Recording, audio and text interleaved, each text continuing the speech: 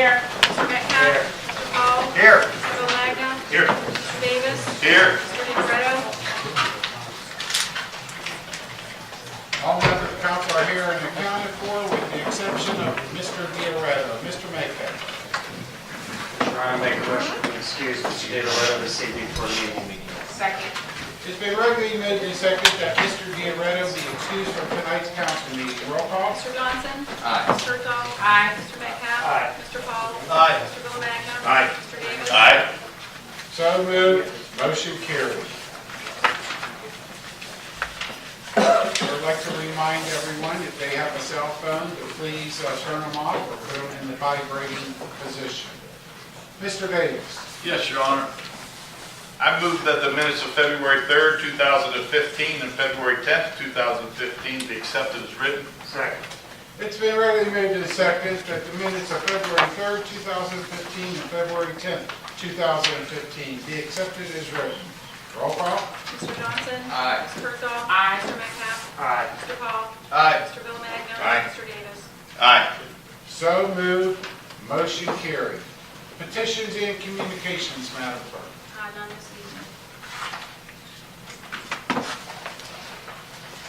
We will now move into ordinance number 2015-13 by the Utility Committee. Mr. Metcalf, Mr. DiLoretto, Ms. Curdaw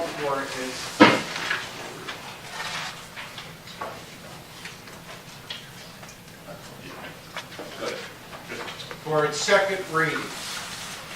Ordinance number 2015-13, an ordinance authorizing and directing the city manager to execute task order agreement number 3A for a water infrastructure condition assessment for the raw water pump station and water treatment plant with HDR Engineering, Inc., city project number 2014-130, and to complete all necessary conditions that may be required. During the second reading of ordinance number 2015-13, its third and final reading will be held on March 17th, and if passed by City Council, the effective date of the ordinance will be April 19th.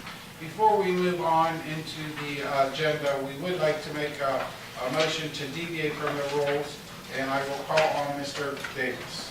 Yes, Your Honor. I move that we deviate from the rules and pull forward resolution number 2015-29. Second.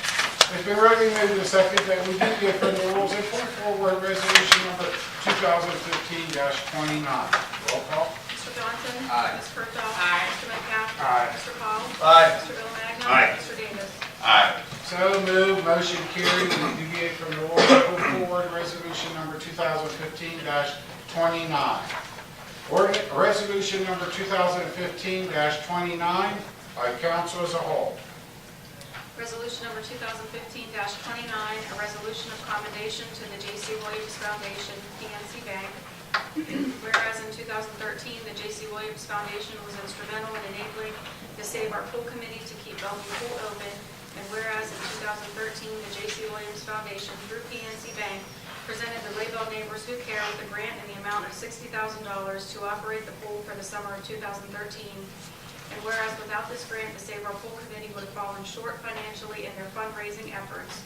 And whereas without this grant, the Bellevue Swimming Pool would not have been able to open in 2013. And whereas the Save Our Pool Committee will be placing a plaque of appreciation for the J.C. Williams Foundation, PNC Bank, on the wall at the entrance of the Bellevue Pool. Now therefore be it resolved by the Council of the City of Steubenville, County of Jefferson, and State of Ohio, Section 1, that this council does hereby offer its appreciation and thanks to the J.C. Williams Foundation for being instrumental in presenting the Laybell Neighbors Who Care with a grant to keep Bellevue Pool open for the summer of 2013. Section 2, that the clerk of this council shall present a certified copy of this resolution to Susan Vargo, representative from the J.C. Williams Foundation.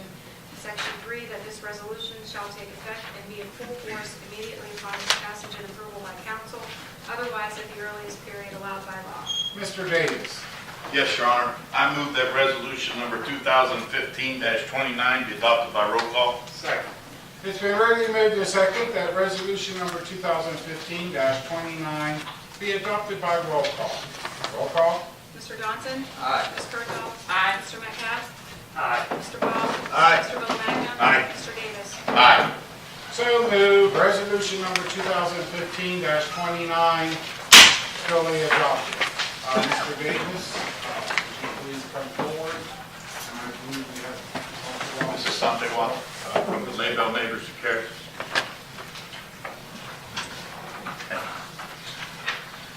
First of all, this has been a long time coming, and I apologize to everybody for the delay, but we were in transition with the new park director and closing the books on the grant, so we didn't want to do this prematurely.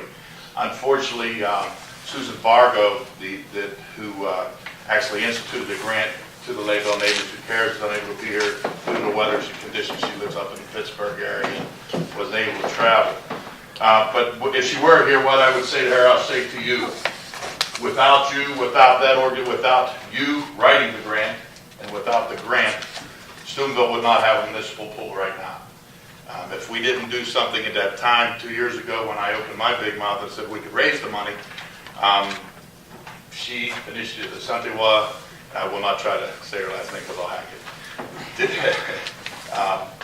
took the initiative to write this grant. And with that, our deepest thanks to you. And then of course, the J.C. Williams Foundation came through with the grant, and here we are. Along with that, I want to mention Team Ford, the Terramana family also was involved in that effort. They, at that time, donated a car at their cost, and that's what got this whole ball rolling. We sold raffles for that car, which stimulated interest, and the community came together as they always do. So, Santewa, here's the resolution. You can forward that to Mrs. Vargo. And this, so everybody knows, is the plaque that we will be putting up when you enter the pool in dedication and gratitude to the J.C. Williams Charitable Trust administrated by PNC Bank. Thank you for your generous grant of Bellevue Pool, to the Bellevue Pool 2013 season. Something about thank you very much.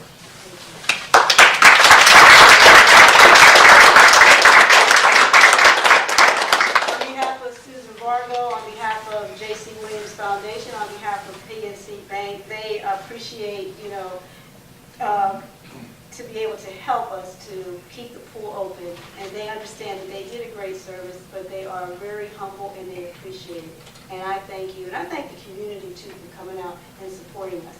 And we're going to be raising funds for the slide coming up the next couple of weeks. So look for those announcements in the paper and on TV. Thank you.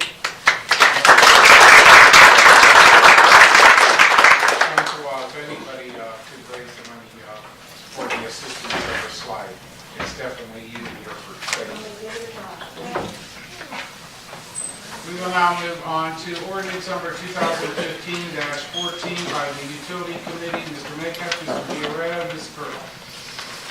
Ordinance number 2015-14, an ordinance authorizing and designating the city manager as the local official with the authority to execute the project known as Aberdeen Road, Brighton Road, and East Carlton Road water line upgrades, city project number 2014-142, and complete all necessary functions that may be required to complete said project, including but not limited to engineering design services, right-of-way services, including acquisition of right-of-way, utility relocation, construction administration, inspection services, bidding services, advertising for bids for construction, including any rebidding that may be required, entering into a contract with the lowest and most qualified bidder, and authorizing payment therefore.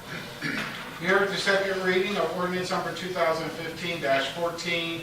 The third and final reading is scheduled for March 17th. If passed by City Council, effective date of the ordinance will be on April 19th. Ordinance number 2015-15 by the Utility Committee. Mr. Metcalf, Mr. Diarra, Ms. Curdoff for its second reading. Ordinance number 2015-15, an ordinance authorizing and designating the city manager as the local official with the authority to execute the project known as Laybell Avenue Waterline Upgrades, city project number 2014-143, and complete all necessary functions that may be required to complete said project, including but not limited to engineering design services, right-of-way services, including acquisition of right-of-way, utility relocation, construction administration, inspection services, bidding services, advertising for bids for construction, including any rebidding that may be required, entering into a contract with the lowest and most qualified bidder, and authorizing payment therefore. Here is the second reading of ordinance number 2015-15. The third and final reading is scheduled March 17th. If passed, the effective date of this ordinance would be April 19th. Ordinance number 2015-16 by the Building and Grounds Committee, Ms. Curdahl, Mr. Paul, Mr. Johnson for a second reading. Ordinance number 2015-16, an ordinance authorizing and directing the city manager and mayor to execute a contract for sale of city-owned property. A copy of the contract is marked and attached as Exhibit A to the State of Ohio Department of Transportation. You heard the second reading of ordinance number 2015-16. The third and final reading is scheduled for March 17th. Effective date of this ordinance, if passed, is April 19th. Ordinance number 2015-17 by the Planning Committee, Ms. Curdahl, Mr. Davis, Mr. Johnson for a second reading. Ordinance number 2015-17, an ordinance authorizing and directing the city manager and urban projects director to advertise for proposals from consulting firms for professional services for the preparation of asbestos assessments and related services, authorizing the entering into a contract based on cost and qualifications, and authorizing payment therefore. You heard the second reading of ordinance number 2015-17. The third and final reading is scheduled for March 17th. If adopted, the effective date of this ordinance will be April 19th. Ordinance number 2015-18 by the Planning Committee, Ms. Curdahl, Mr. Davis, Mr. Johnson for a second reading. Ordinance number 2015-18, an ordinance authorizing and directing the city manager to advertise for bids for the sale of lot numbers 2 and 3 in John Fisher's addition in the city of Steubenville, subject to bid specifications and the right to reject any and all bids. You heard the second reading of ordinance number 2015-18. The third and final reading is scheduled for March 17th. If adopted by City Council, it will be effective date of April 19th. Ordinance number 2015-19 by the Finance Committee, Mr. Metcalf, Mr. Davis, Mr. Johnson for a second reading. Ordinance number 2015-19, an ordinance amending section 191.10 and section 191.14D of the codified ordinances of the city of Steubenville. You heard the second reading of ordinance number 2015-19. Third and final reading is scheduled for March 17th. If adopted, the effective date of this ordinance will be April 19th. Ordinance number 2015-21 by the Finance Committee, Mr. Metcalf, Mr. Davis, Mr. Johnson for its second reading. Ordinance number 2015-21, an ordinance amending ordinance number 2014-140 to amend the revenue tax budget for the year ending December 31st, 2015 to adjust for the change in revenue from the transfer into the general reserve fund from the general fund. You heard the second reading of ordinance number 2015-21. Third and final reading is scheduled for March 17th. If adopted, effective date would be April 19th. Ordinance number 2015-22 by the Finance Committee, Mr. Metcalf, Mr. Davis, Mr. Johnson for its second reading.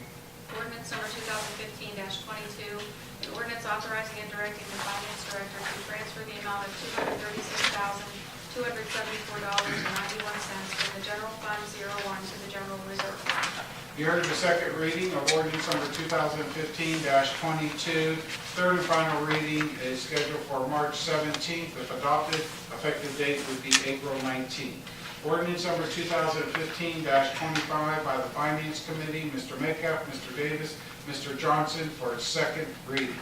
Ordinance number 2015-25, an ordinance ratifying the 2-year wage and benefit contract entered into by the city of Steubenville with the firefighters union local number 228 IAFF OAPFF AFL-CIO. You heard the second reading of ordinance number 2015-25. Third and final reading is scheduled for March 17th. Effective date of this ordinance, if adopted, will be April 19th. Ordinance number 2015-26 by the Finance Committee, Mr. Metcalf, Mr. Davis, Mr. Johnson for its second reading.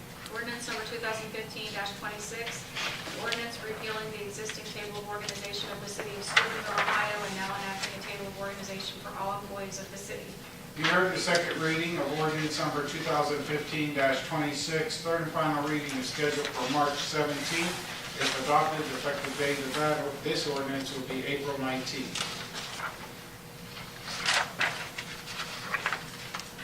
Resolution number 2015-28 by council as a whole. Resolution number 2015-28, a resolution of support for the Ohio Development Services Agency, ODSA, Appalachian Assistance Line Item. I'll Mr. Metcalf. Yes, Your Honor, I make a motion that resolution number 2015-28 be adopted by roll call. Second. It's been readily moved and second that resolution number 2015-28 be adopted by roll call. Roll call. Mr. Johnson? Aye. Ms. Churchall? Aye. Mr. Metcalf? Aye. Mr. Paul? Aye. Mr. Villamagna? Aye. Mr. Davis? Aye. So moved. Resolution number 2015-28 duly adopted. That will conclude the ordinances and resolutions before City Council this evening. We will now move into the report of committees from the members of council. We'll start off with Mr. Johnson. No report, Your Honor. Thank you, Mr. Johnson. Ms. Curdaw? No report, Your Honor. Thank you, Ms. Curdaw. Mr. Metcalf? Yes, Your Honor, a few items this evening. First of all, on March 18th at 5:30, there will be an Economic Development Committee meeting that will be held in the Puglisi Room. On Wednesday, March 18th, I'm getting ahead of myself, Economic Development Committee meeting, 5:30 p.m., Puglisi Room. Okay, 5:30, yes. I believe you have one scheduled tomorrow. Yes. Yeah, this is on separate issues that we need to discuss as a committee. The one tomorrow at 5:30 is really with the downtown public-private partnership meeting. This is Economic Development Committee of Council dealing with issues that need to come before us as a council. The clerk will facilitate the meeting notice for March 18th, 5:30, Puglisi Conference. Second, I'm going to make a motion that after we get done with public forum, we have to go into executive session dealing with pending litigation. Second. It's been readily moved and second that after public forum, City Council move into an executive session for the purposes of litigation. Roll call. Mr. Johnson? Aye. Ms. Churchall? Aye. Mr. Metcalf? Aye. Mr. Paul? Aye. Mr. Villamagna? Aye. Mr. Davis? Aye. So moved, motion carried.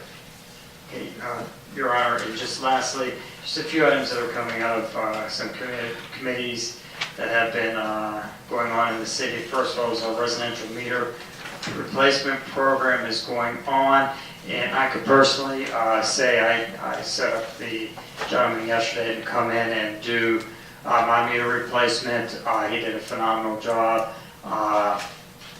Start to finish, maybe about 30 minutes max. Very friendly, very clean, did the job properly, so I'm very impressed with how Neptune has come in so far, and they're doing a great job. So now the test is going to be in to see my water flow and the teenagers that I have in their long showers, so we'll see. But that's a success so far. Second of all, we Tim do a few of the things, but fire hydrants, we've repaired 3 fire hydrants and put them back in service. New hydrants are in order and should be arriving soon, Your Honor. So that's out of the Safety Committee, or this Utilities Committee. With economic development, a few things that are going on and we'll be discussing as well in the future is contract was signed with M&G Architects of Wheeling for the Civic Plaza project, and that kickoff meeting will be held this week. Proposals came in and for the downtown streetscape, and negotiations are underway with CT Consultants, and hopefully we'll get an update on that soon as well too. And tomorrow is our the Downtown Revitalization Public-Private Partnership meeting. And then lastly, the CDB parking lot improvement project is scheduled to go forward in spring of 2015. And we're hoping that the weather will break soon so this thing can get really rolling a lot quicker. And those are just a few items under a couple of my committees that I've seen that our employees have done a great job of moving projects forward. So thank you for everything that they've done so far. Thank you, Mr. Metcalf, and if I may comment, you started out by talking about the residential meters and the replacement of those meters. I do want to call to everyone's attention. I received a letter from a local business, and they indicated some concerns, noting that on the bills that we received, it said the city of Steubenville Water Department has recently started a project to update water meters for our customers. Your meter is included in this project. There is no cost to the water customer for this service. Letters will be mailed out to your residents detailing the progress. Please respond. The business sent me a letter indicating that they weren't happy because they couldn't understand that the meters were included, but he paid for his commercial meter, the large meters as we've been talking about. This note in the water bills only pertain to the residential meters in the program we have. It does not include the large meters of the replacement program, 100 and some that we did. So that I think needs clarified for any of the other businesses that may have that question also. Thank you, Mr. Metcalf. We'll continue on with reports of committees to Mr. Paul. I have no report this evening, Your Honor. Thank you, Mr. Paul. Mr. Bill Magna. No report, Your Honor, just a comment. I had the opportunity to visit at Bookmark's store last week during what's happening downtown. And I don't know if anybody's been in that store or not, but it's a treasure. If you have a chance to stop there, they got well over, there's got to be 1,000 books in there at least. I mean, and a great selection from sports, history, everything. It was a treasure. It's a nice store. It's a beautiful place to be. I'm glad to see it come downtown. And he always leaves before I get to give him a compliment. You did a real good job. The guys did a good job. I got several calls from several people that commented on the snow removal. And I know these guys are stretched thin and working hard, so my congratulations to them. I know what they went through. So. And also to Mr. Murphy, who is running the water department. The water line breaks that happened during the cold weather and thunder weather, they did an excellent job working in extreme circumstances. And the last thing is to the chief, Bono, congratulations. He's did an excellent job. I get comments from the school. A couple teachers called me, said it was a great public relations thing. And the report that you gave earlier shows that the dog is an asset. So that's all I have. Thank you. Thank you, Mr. Bill Magna. And let me tell you, the event, What's Up Downtown, unfortunately, I couldn't attend. I was at the Regional Planning Commission monthly meeting, and I'm the director there. But I understand it was a great success. And quite frankly, if they follow the concept of What's Up Downtown, because I started under Tom Music with Progress Alliance and all, you'll see more and more success, more and more communicating of the businesses downtown. So I'm excited for their next one. We're not to try to plan it on the fourth Wednesday of the month so I could attend. But what a great concept that is, and beautiful. And I noticed you complimented Mr. Beard on the snow removal, and his guys have been doing a tremendous job out there, especially for the amount of snow that fell continuously over that weekend and all. Just an outstanding job. Reserve those comments. Spring is here, weather, freezing and thawing, and I happen to be on the part of Lover's Lane that we didn't patch, so I'm sure you'll be getting calls in the other direction here soon. I already got a headache for that. Okay, thank you, Mr. Bill Magna. We'll now move on to Mr. Davis. Yes, Your Honor, just briefly, in the Park and Rec Department, recently the doors finally arrived to finish the clubhouse, so they're going to be installed in the next week or so, and then that project will be done. We also completed the project, the slip repair, where we had some problems last year on Hillside, slipped over there, and those repairs have been completed. And right now, the administration is working with the JV Green Team to apply for a Sherman-Williams Keep Ohio Beautiful grant to assist the city to repaint the marina walls. And talk about eyesores, we're working on that right now. Along with, before we do that, we may have to make some minor repairs and clean up down there before we get moving with that. But that's something that we could look forward as the weather breaks. And most importantly, this past week, we celebrated Dr. Seuss, his birthday, and we had like 20 kids come down to the Martin Luther King Center. So last couple of weeks ago, Councilman Metcalf mentioned how we had a program for daddies and daughters dance, and now we did the Dr. Seuss thing. Each time it seems like we get a few more children there, and that all comes from our new park director and her wisdom that she brings with her, Mary Beth Sills. Thank you, Mary Beth, for all you're doing. That's it. Thank you, Mr. Davis. That will conclude the report of committees from the members of council. We will now move into the administrative officers, and we'll start off with our city manager, Mr. Bowler. Thank you, Your Honor. Just a couple things to report on from my report of administrative officers. The good news coming out of our water and wastewater departments, a belt filter press project. I believe this has been one we've been working on for a little while, Chuck, and the new press in the wastewater plant is on site. Currently it's in use, and that will eliminate a cost of $138,000 per year in rental fees. That's wonderful, Chuck. That's that's real savings to our residents, and just a better product that we can have. So my hats off to Chuck on that. Also, improvements at our fill station, the water plant. We've been working with an engineering consultant, and Chuck's found a way to cut the cost for the fill station by approximately $50,000.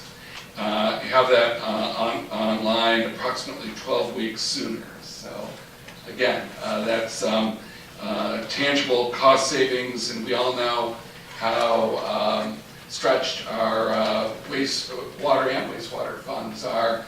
And this is, we obviously, one way is to increase revenues, but certainly cutting costs is always a good way to approach our operations and utilities. So I wanted to bring that to council's attention and our residents' attention as well. In the report, I highlight some recent arrests and sentencing of individuals regarding or involved in some shooting incidents, Market Square on the north end, and it's tremendous to have those individuals off the streets, and I appreciate our police department's efforts at getting those individuals off the streets, and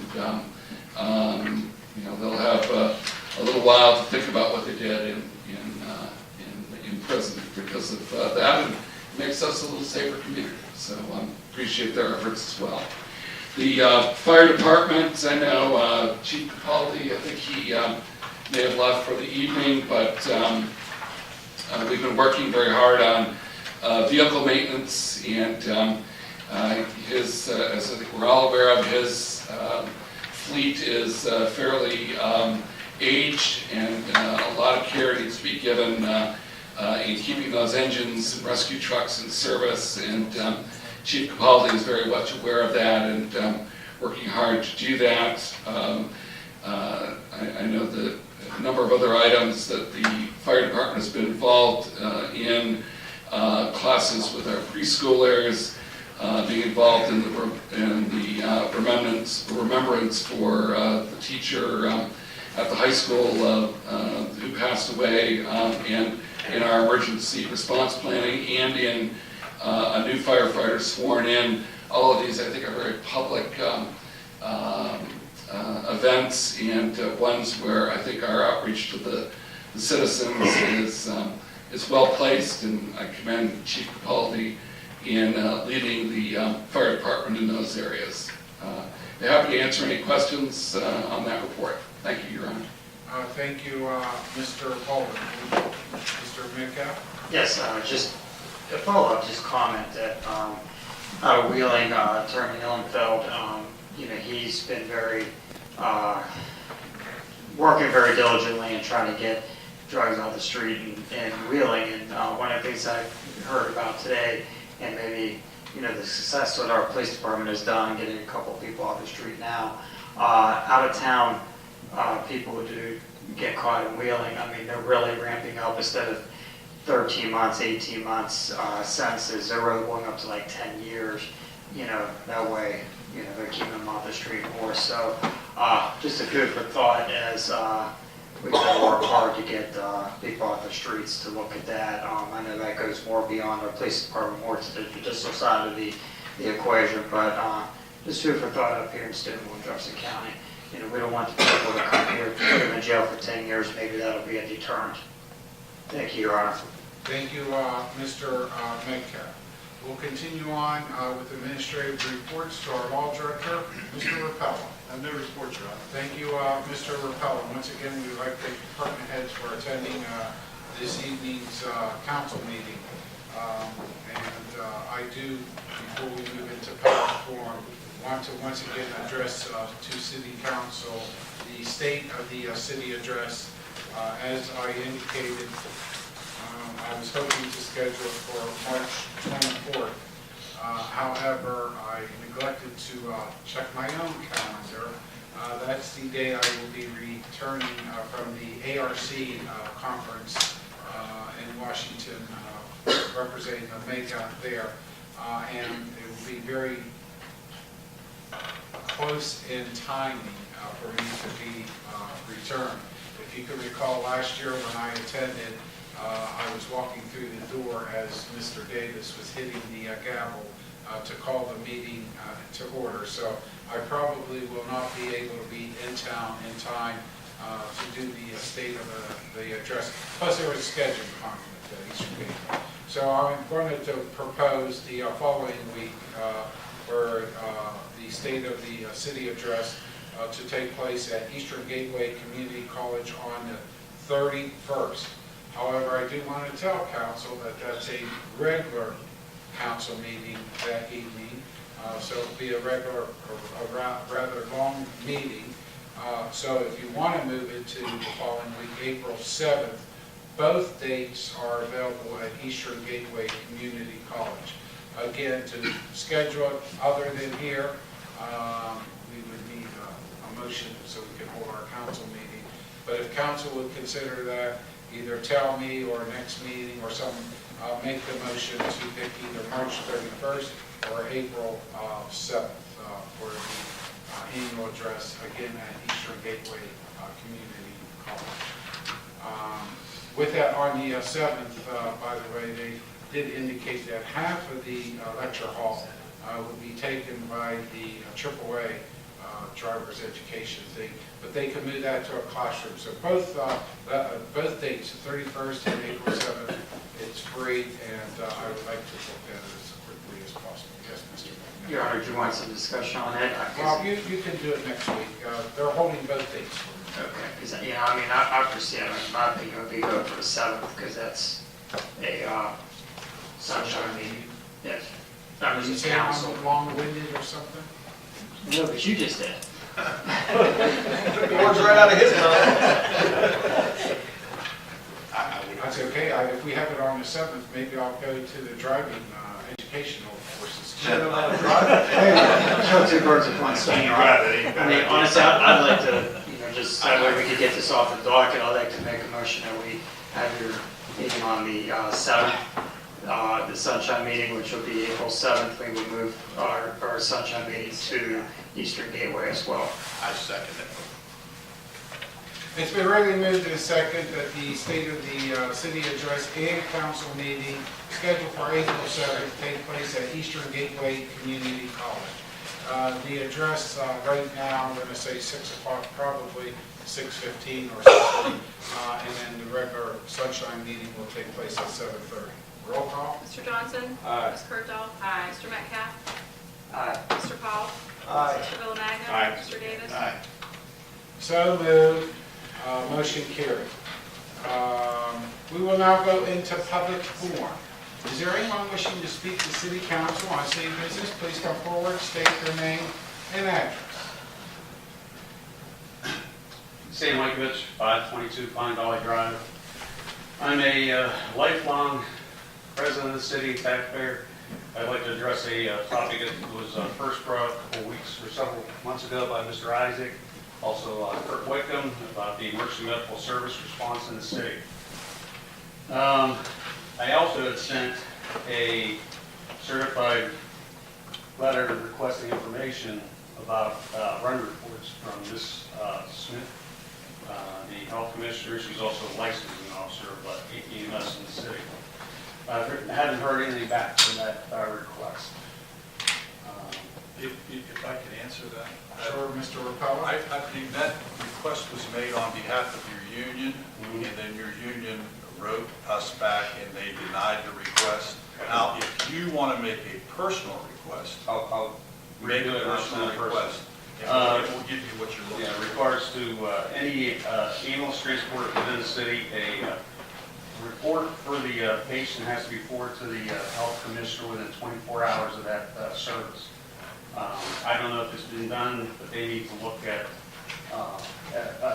quality insurance point of view of response times.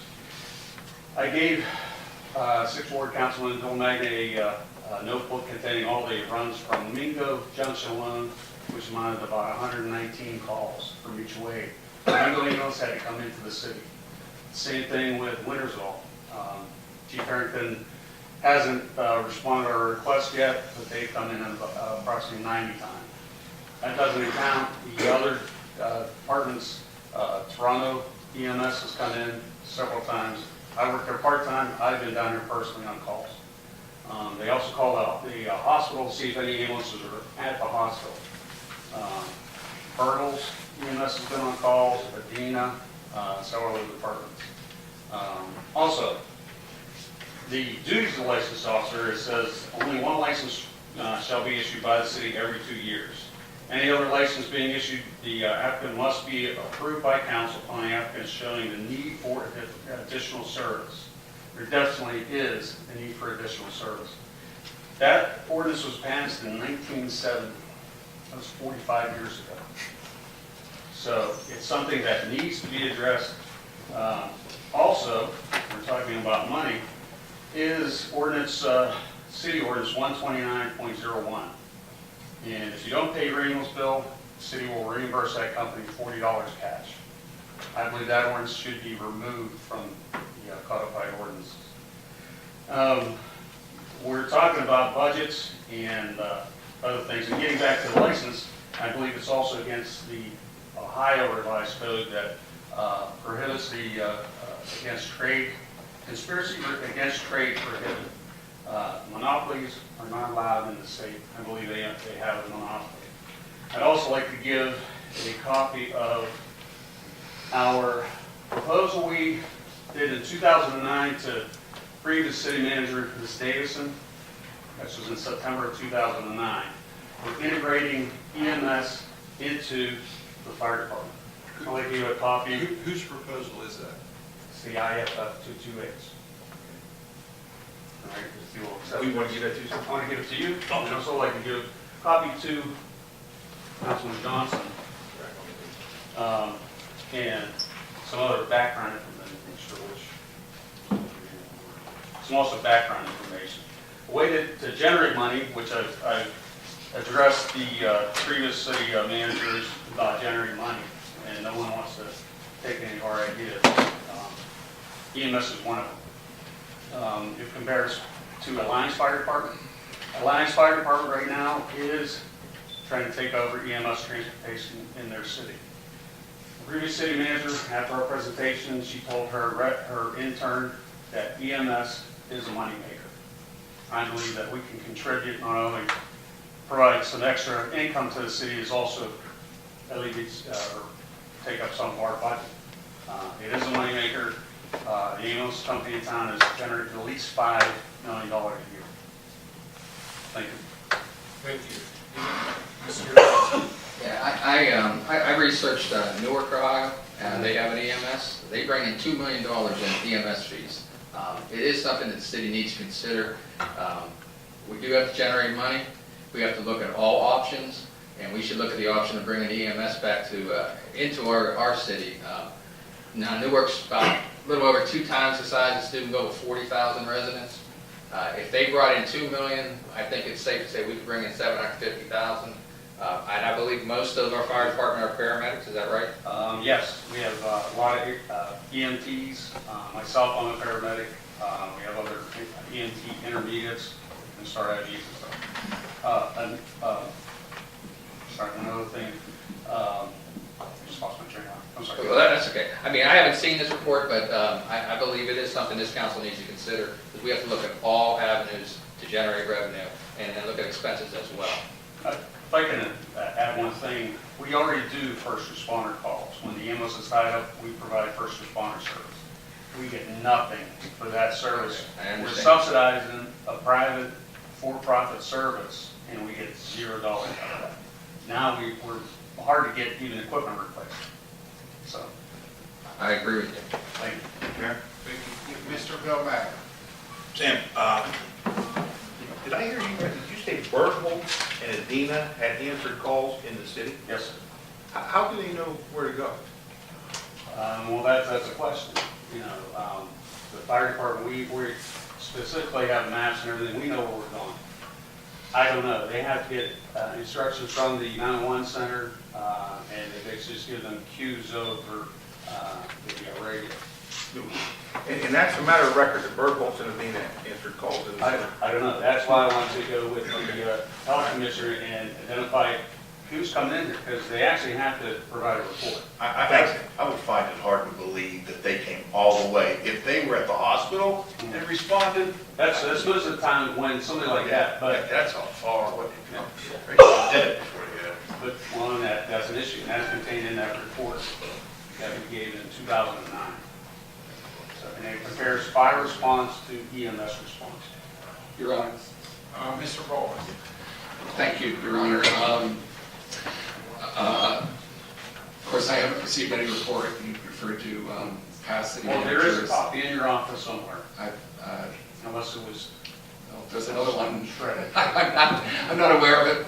But I The can more send- important thing is, I think if anything, I'm always willing to look at if there's an option that's better for the city, and it's something to look at and be considered. So I would welcome looking at this report or any report from anyone that would lead to cost savings or for us to do a better service to the city. So, thank you. And we're also always available for Thank you. any questions or anything. Thank you. Okay, thank you. Is there anyone else wishing to speak to city council on city business? Please come forward, state your name and address. If not, we will move into executive session, and I will ask the chambers to be clear.